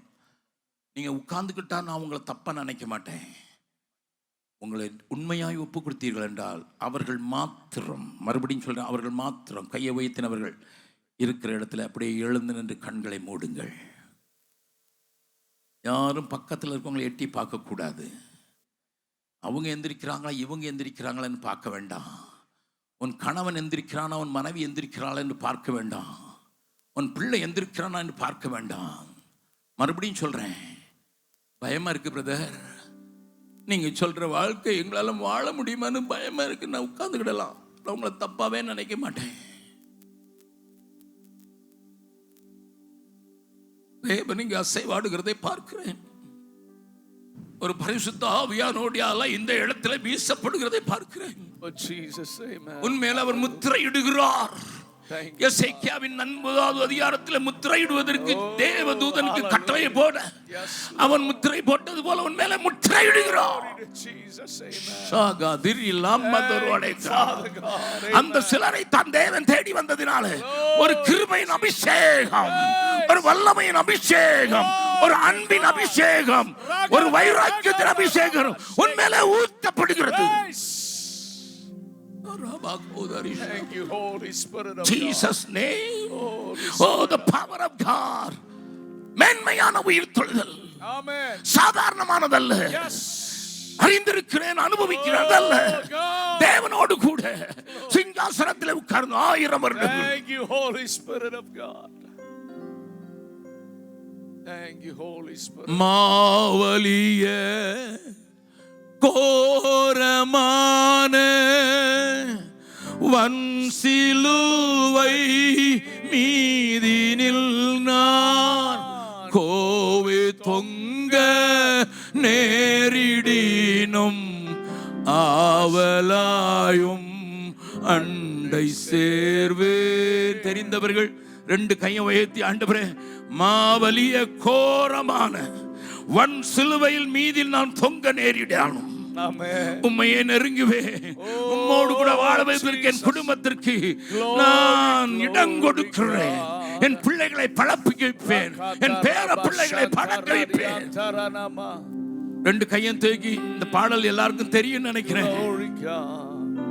மாவலிய கோரமான வன் சிலுவை மீதினில் நான் கோவே தொங்க நேரிடினும் ஆவலாயும் அண்டை சேர்வேன்.